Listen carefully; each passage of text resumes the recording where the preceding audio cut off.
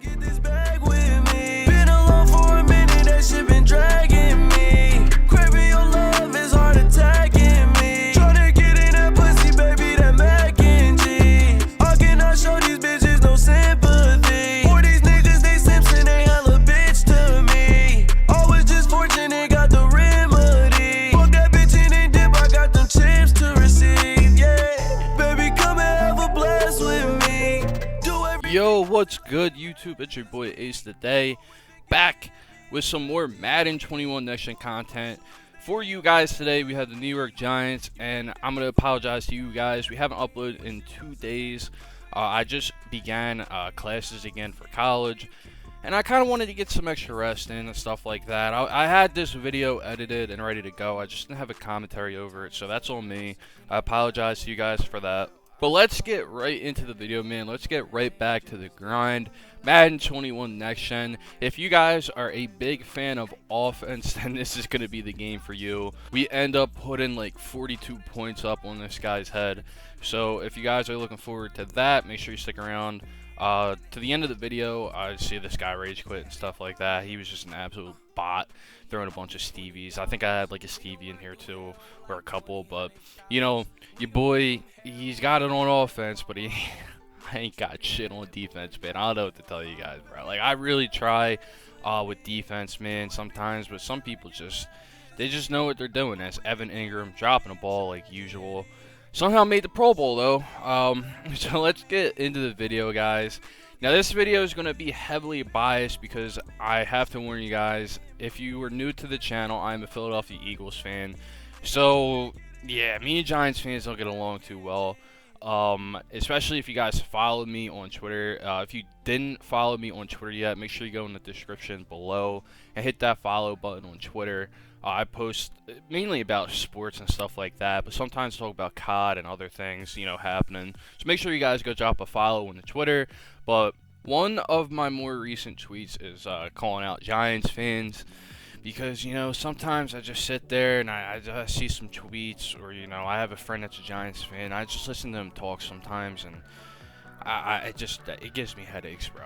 That's all I'm gonna say. But let's not try to fry Giants fans too much. There are some normal ones out there. I just happen to know absolutely none.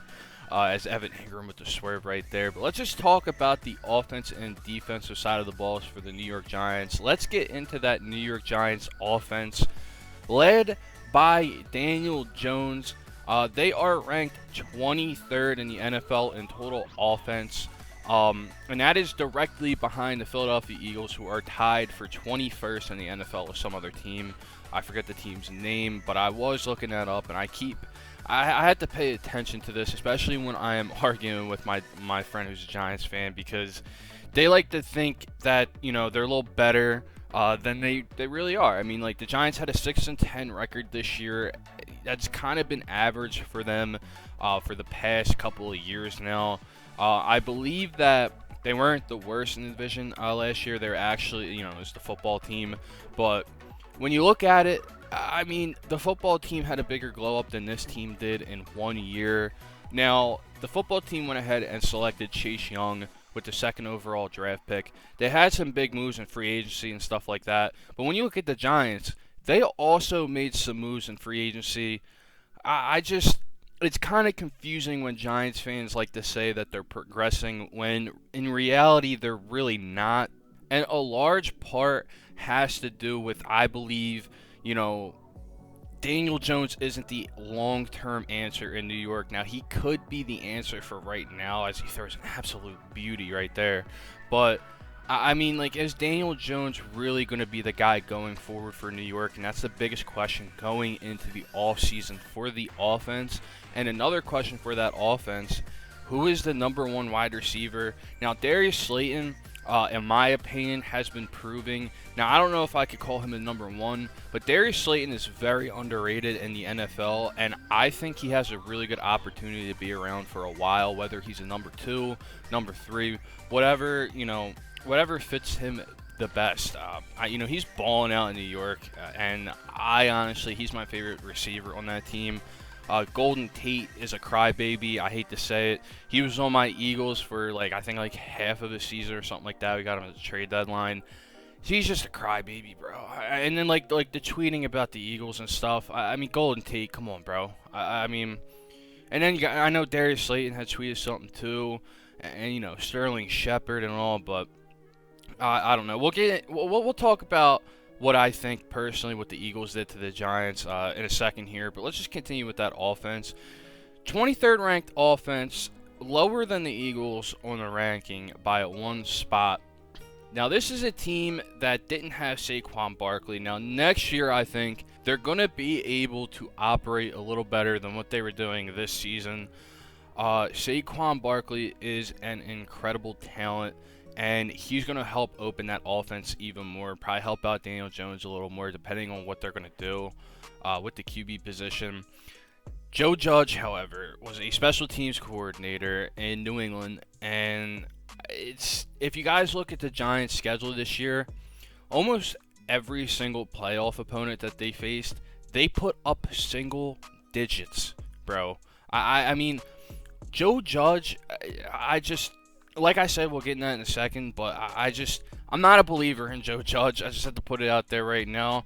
Now, moving to the defensive side, I'm not going to lie. He's pretty good on the defensive side of the ball. The New York Giants had a really good defense this year.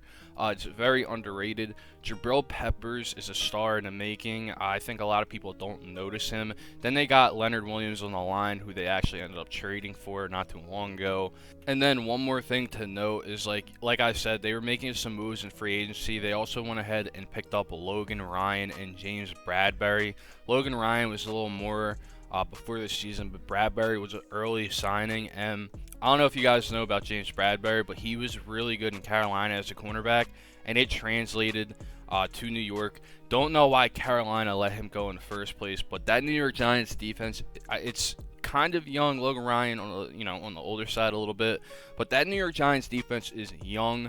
They just need a couple more pieces, and they're going to be just as good as that football team defense, in my opinion. I think those two defenses are going to be battling out for best defense in the NFC East. Now, we all know Washington has the better defense than New York. So let's get into this Joe Judge situation with the Philadelphia Eagles. Now, he was calling out Doug Peterson, and a lot of Giants fans kind of agree with him. And, of course, you're going to agree with him if you want your team in the playoffs. But they were the most entitled 6-10 team of all time. Now, I strongly encourage you guys to go back and look at the New York Giants schedule. They had, I believe they played Cleveland this year, and they lost 20-6. Okay, go back and look at all these teams that they played, these playoff opponents and stuff like that. Tell me that this was going to be a team that was going to beat the Tampa Bay Bucks in the first round.